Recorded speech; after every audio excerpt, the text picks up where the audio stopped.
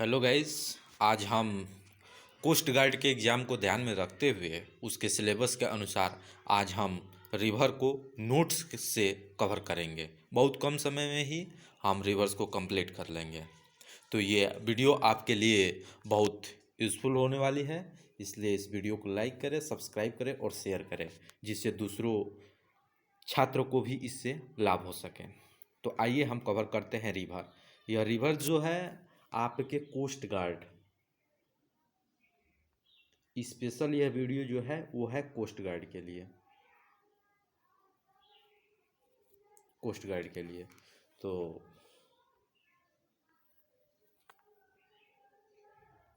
आप इस वीडियो को देखिए, आपके लिए बेहद ही यूजफुल होगा। तो चलिए हम भी स्टार्ट करते हैं रिवर।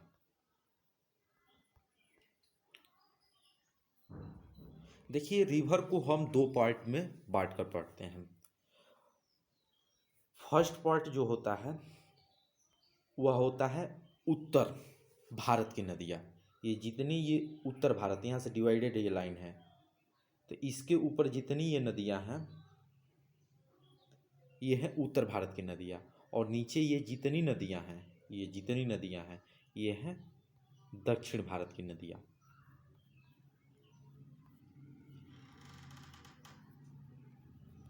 दक्षिण भारत की नदियाँ, आइए ऊपर उत्तर भारत की नदियाँ। तो सबसे पहले आज हम कवर करेंगे उत्तर भारत की नदियों को, और उसके बाद तब जाकर हम दक्षिण भारत की नदियों को कवर करेंगे। ठीक है। तो देखिए, उत्तर भारत नदियों को भी तीन पार्ट में बांट कर डिवाइड किया जाता है। फर्स्ट होता है, फर्स्ट पार्ट हम जो पढ़ते हैं वो है, देखिए तीन पार्ट में हम बांटेंगे, तीन भाग में हम बांटेंगे। किसको? उत्तर भारत की नदियाँ। जो उत्तर भारत की नदियाँ हैं, उत्तर भारत की नदियाँ, उन्हें हम तीन पार्ट में बांटेंगे। कौन कौन सी? देखिए मैप पर देखिए। फर्स्ट ये सिंधु, ये जो इंडस है, सिंधु के जो अपवाह तंत्र के क्षेत्र हैं उसके अंतर्गत जो भी नदियाँ आएंगी, उसकी सहायक नदियाँ, उसको कवर करेंगे। सेकेंड जो होगी आपका गंगा होगी। ये जो गंगा का ये पार्ट दिखाया गया है ऐसे, ये गंगा वाला क्षेत्र, और इसकी जो सहायक नदियाँ होगी उसको कवर करेंगे। तो ये आपका हो गया फर्स्ट पार्ट, ये आपका सेकेंड हो गया, और थर्ड आपका होता है ब्रह्मपुत्र, ये आपका थर्ड हो गया। तो इसे तीन पार्ट में हम बांटेंगे, फर्स्ट, ये सेकेंड और ये थर्ड। तो सेकेंड में आपका गंगा का अपवाह तंत्र, फर्स्ट में ब्रह्मपुत्र और थर्ड में ब्रह्मपुत्र। फर्स्ट सिंधु, सेकेंड गंगा और थर्ड ब्रह्मपुत्र। इन तीनों को अपवाह तंत्र को कवर कर लेंगे तो आपकी उत्तर भारत की नदियाँ कन्फर्म हो जाएंगी। अर्थात सिंधु के अपवाह तंत्र को पढ़ेंगे और उसके नदियों को पढ़ेंगे, गंगा के अपवाह तंत्र को पढ़ेंगे, उसके सहायक नदियों को पढ़ेंगे, तो और ब्रह्मपुत्र को पढ़ेंगे और ब्रह्मपुत्र के सहायक नदियों को पढ़ेंगे, जिससे ये चैप्टर कवर हो जाएगा। तो आइए चलते हैं हम मेन टॉपिक पे। आइए, सिंधु घाट, सिंधु नदी का अपवाह तंत्र। फर्स्टली ये क्वेश्चन निकलता है या उठता है कि सिंधु नदी कहाँ से निकलती है। तो सिंधु नदी मानसरोवर के झील, मानसरोवर के झील तिब्बत से निकलती है। तो ये क्वेश्चन आप याद रखिएगा कि सिंधु नदी कहाँ से निकलती है, तो मानसरोवर के झील तिब्बत से निकलती है। सिंधु नदी की लंबाई कितनी है? तो 2880 किलोमीटर। ठीक है। थर्ड देखिए, सिंधु नदी भारत में कितने की सीमा तय करती है। मतलब सिंधु नदी की टोटल लंबाई 2880 किलोमीटर है, लेकिन ये भारत में कितना है? तो 709 किलोमीटर है। ठीक है। तो ये आपका क्वेश्चन यहाँ से ऐसे बनेगा। जो भी सिंधु नदी से जो भी क्वेश्चन बनेगा टिपिकली, वो सब आपको बताएंगे हम। ठीक है। जो भी इम्पोर्टेंट है इस नोट से फॉर कोस्ट गाइड के लिए, अगर कोस्ट गाइड के लिए जो क्वेश्चन इम्पोर्टेंट है उसी को हम कवर करेंगे। अब यहाँ से क्वेश्चन ये बनेगा कि सिंधु नदी कहाँ पर गिरती हैं, मतलब कहाँ पर उसका अपवाह होता है, उसकी धारा कहाँ पर गिरती है। तो कराची के पास अरब सागर में सिंधु नदी गिरती है। इसे हम मैप पर भी दिखाएंगे कैसे सिंधु नदी कराची में कहाँ पर गिर रही है? अरब सागर में, ठीक है। आप देखिए अब आ गया ये आपका सिंधु नदी से इतना ही क्वेश्चन बनेगा। क्या क्वेश्चन बनेगा कि सिंधु नदी कहाँ से निकलती है? तो मानसरोवर झील से। सिंधु नदी की लंबाई कितनी है? 2880 किलोमीटर। भारत में कितनी लंबाई है? तो 709 किलोमीटर, ठीक है। सिंधु नदी पाकिस्तान में कहाँ पर गिरती है? तो अरब सागर में, ठीक है। अब नेक्स्ट आते हैं, नेक्स्ट कौन सी नदी है? तो वो है आपका झेलम नदी। अब झेलम नदी के अपवाह तंत्र के बारे में पढ़ेंगे। क्वेश्चन यहाँ से बनता है कि झेलम नदी का पुराना नाम क्या है? बीतास्ता। या क्वेश्चन इसे हाइडेस्पिस बोलते हैं। हाइडेस्पिस हाइडेस्पिस नदी भी इसे बोलते हैं, झेलम नदी को। तो क्वेश्चन यहाँ से पूछ सकता है कि किस नदी को बीतास्ता नदी कहा जाता है?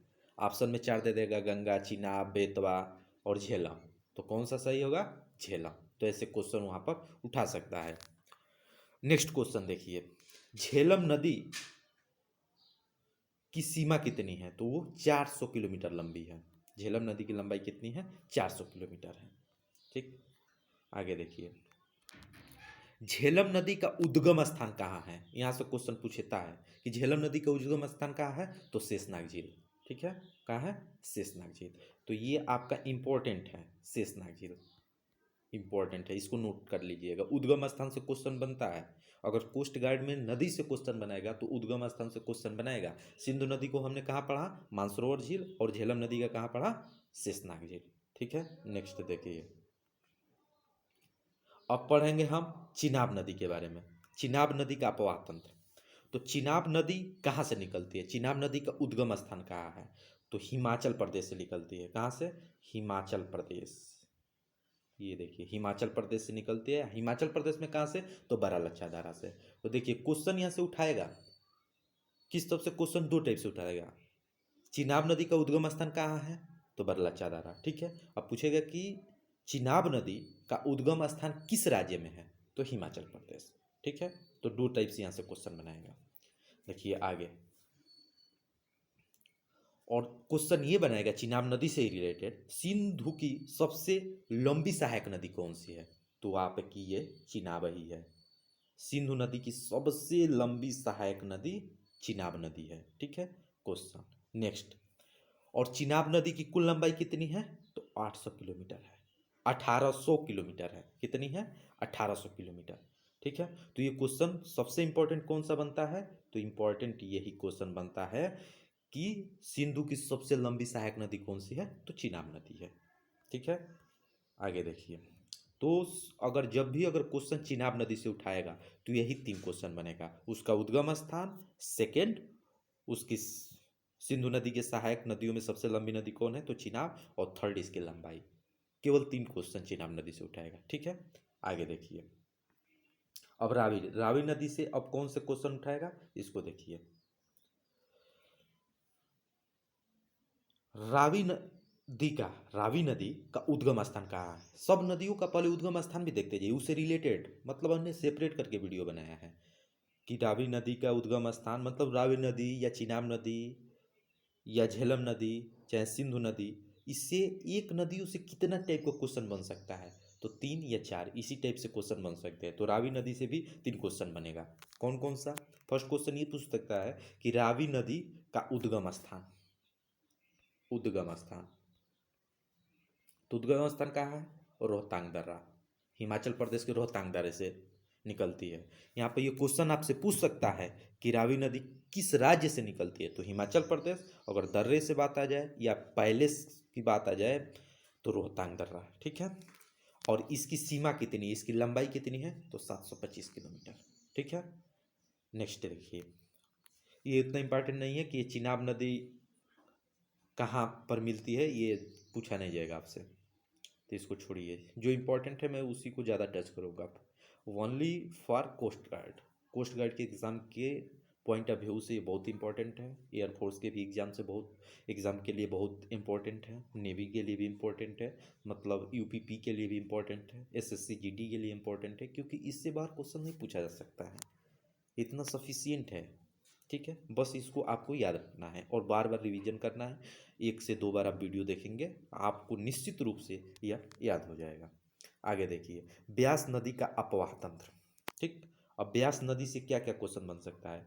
तो क्वेश्चन बन सकता है कि ब्यास नदी कहाँ से निकलती है, इसका भी निकलना अर्थात उद्गम।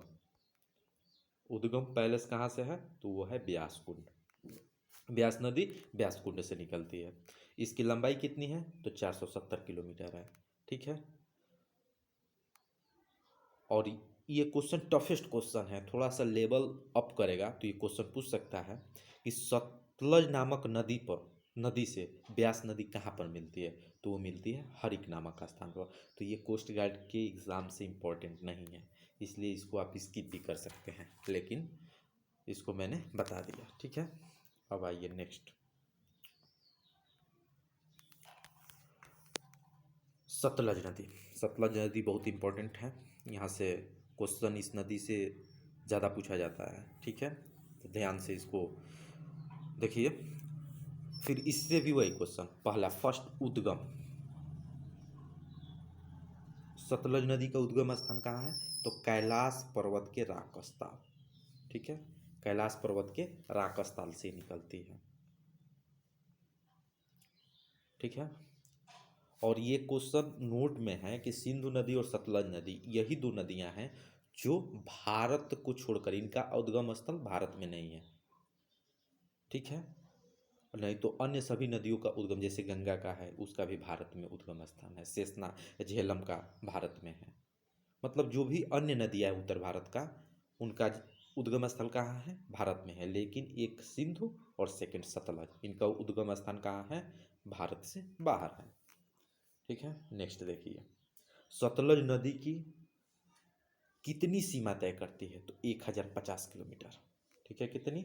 1050। लेंथ इसका देखते जाइए। अब देखिए, सतलज नदी से ये क्वेश्चन VIMP में रखिए, VIMP में, ये कोस्ट गार्ड में आने वाला है, एयरफोर्स में आने वाला है, नेवी में आने वाला ये क्वेश्चन है कि विश्व का सबसे ऊंचा बांध भाखड़ा नांगल बांध किस नदी पर बनाया गया? तो सतलज नदी पर।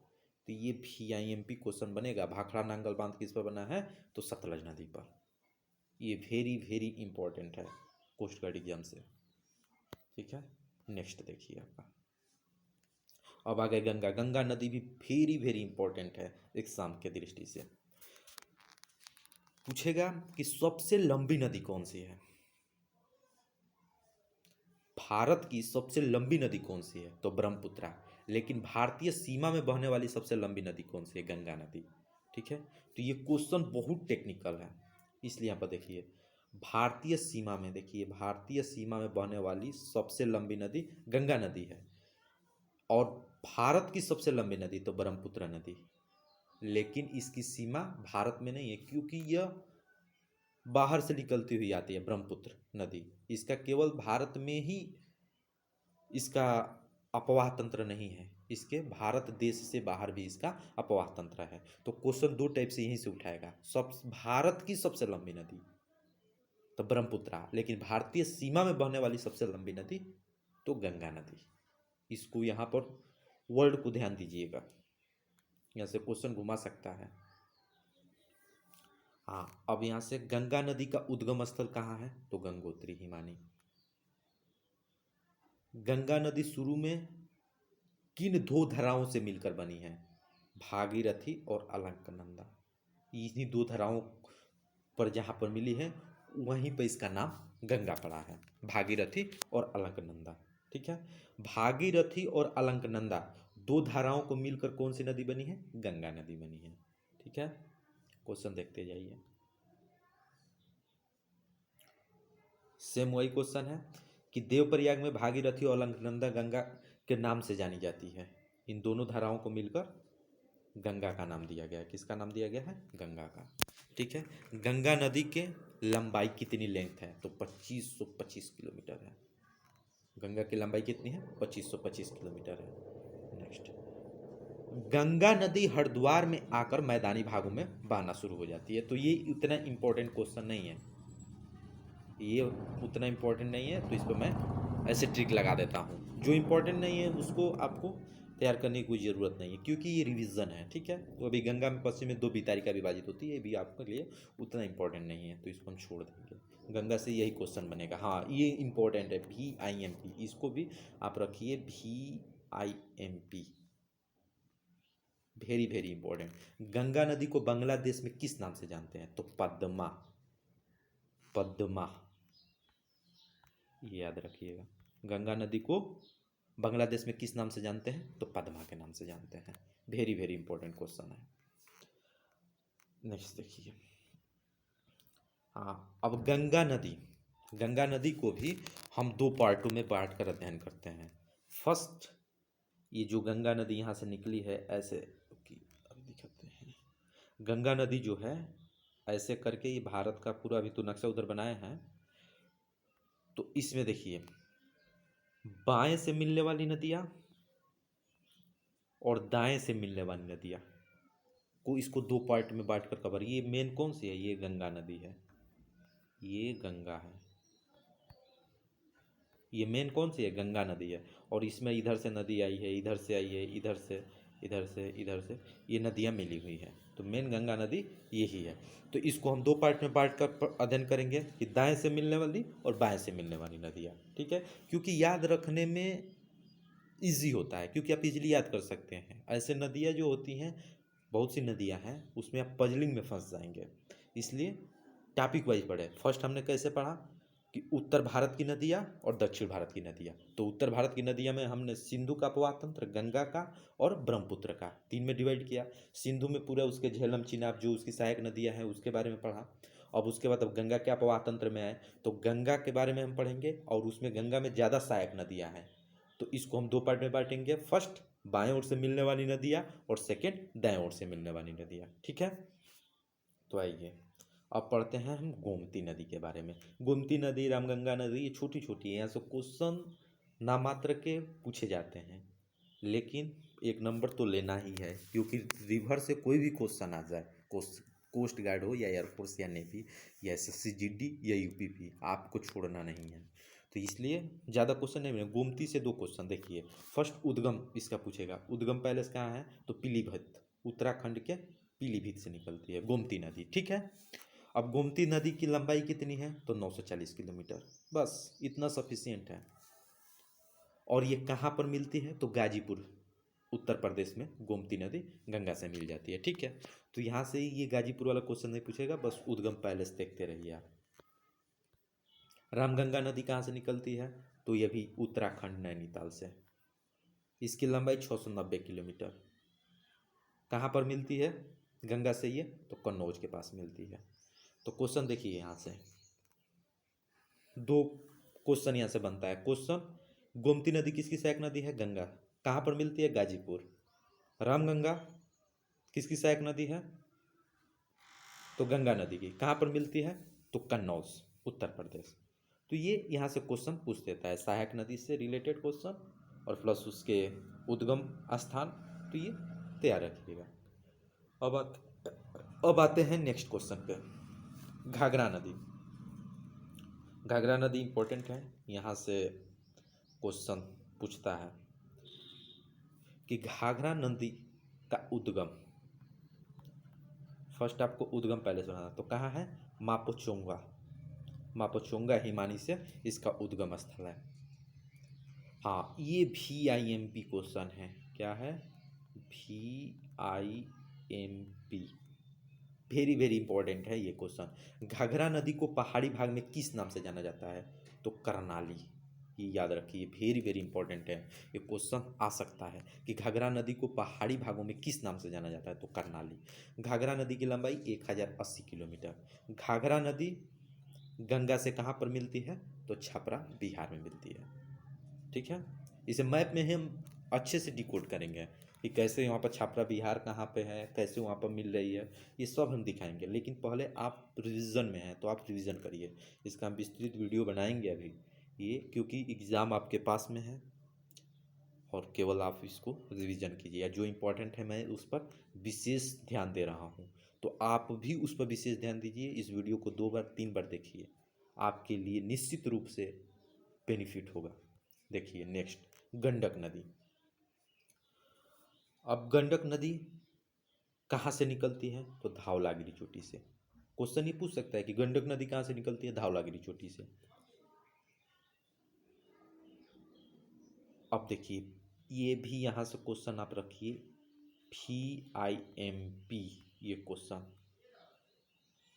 कि गंडक नदी को पहाड़ी भागों में किस नाम से जाना जाता है? तो सालिग्रामी, और मैदानी भागों में नारायणी के नाम से। गंडक नदी को पहाड़ी भागों में सालिग्रामी के नाम से और मैदानी भागों में नारायणी के नाम से जाना जाता है। ठीक है। नेक्स्ट, गंडक नदी की लंबाई 425 किलोमीटर। वो इतना इंपॉर्टेंट नहीं है, लंबाई यहाँ से नहीं आ सकता है। यहाँ से दो ही क्वेश्चन बन सकता है, एक तो फर्स्ट कहाँ से निकलती है? धवलागिरी चोटी। सेकंड, पहाड़ी भागों में सालिग्रामी के नाम से जानी जाती है और मैदानी भागों में किस नाम से जानी जाती है? तो नारायणी के नाम से जानी जाती है। ये दो इंपॉर्टेंट क्वेश्चन है। वैसे इसको भी देख सकते हैं लंबाई, लेकिन यह आने वाला क्वेश्चन नहीं है, इंपॉर्टेंट नहीं है उतना। और यहाँ गंगा से कहाँ पर मिलती है? तो ये सोनपुर सारंग, बिहार में 425 किलोमीटर की सीमा तय करने के बाद ये गंगा में विलीन हो जाती है, अर्थात गंगा में मिल जाती है। ठीक है, तो वो भी इतना इंपॉर्टेंट नहीं है, ये हाई लेवल का थोड़ा सा अप हो है। नेक्स्ट क्वेश्चन देखिए, नेक्स्ट इतना ही रहा। अब एक पार्ट और हम गंगा से रिलेटेड ही, अभी नदियाँ उसका तो अभी 4-5 नदी जो सहायक हुई उसी के बारे में हमने चर्चा कर पाया है। रामगंगा हो गया, गंडक हो गया, इसी का हमने चर्चा किया है। अब जो नेक्स्ट वीडियो आएगा उसके बाद जो यमुना नदी है, इसके बारे में जो जो और नदी इससे रिलेटेड है उसके बारे में हम कवर करेंगे। ठीक है, तो एक बार आप 2 बार 3 बार इस वीडियो को देखिए। मैंने उद्गम स्थान बताया और उससे पूरा रिलेटेड क्वेश्चन बताया कि उसकी लंबाई क्या है, उसको पहाड़ी भागों में क्या कहते हैं। तो जो जो मैंने इंपॉर्टेंट बताया उसको आप देख लीजिएगा। धन्यवाद।